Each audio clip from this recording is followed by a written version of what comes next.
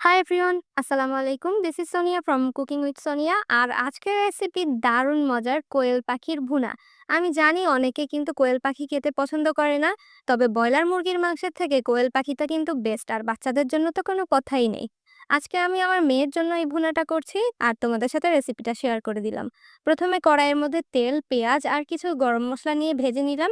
লাল মরিচের গুঁড়া দিয়ে দিলাম মশলার সঙ্গে, সাথে দিয়ে দিচ্ছি হলুদ গুঁড়া, লবণ, গরম মসলার গুঁড়া, জিরার গুঁড়া। সব মসলাগুলো দিয়ে সামান্য একটু পানি দিয়ে কষিয়ে নিচ্ছি। সাথে দিয়ে দিচ্ছি পেঁয়াজ বাটা, রসুন বাটা এবং আদা বাটা। পরিমাণটা আমি লিখে দিয়েছি, অথবা তোমরা ডেসক্রিপশন বক্স চেক করলেই পেয়ে যাবে।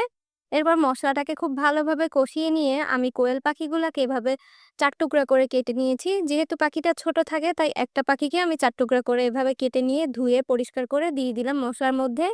সামান্য পরিমাণ পানি দিয়ে ৩ থেকে ৪ মিনিট এভাবে কষিয়ে নিতে হবে। কোয়েল পাখি রান্না করতে কিন্তু খুব বেশি সময় লাগে না। ঢাকনা দিয়ে ঢেকে স্লো কুক করে নিতে হবে। এরপর যখন মসলাটা একদম শুকিয়ে আসবে, তারপর ঝোলের পানি দিয়ে দিতে হবে। আর কোয়েল পাখিতে কিন্তু কখনোই খুব বেশি ঝোল দেওয়া যাবে না, তাহলে কিন্তু এটা খেতে মোটেও ভালো লাগবে না।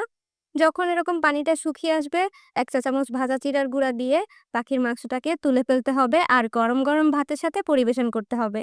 পুষ্টিকর এই কোয়েল পাখির মাংসটার দাম কিন্তু অনেক কম। ব্রয়লার মুরগির বিকল্প হিসেবে কিন্তু আপনারা বাচ্চাদের এটা দিতে পারেন।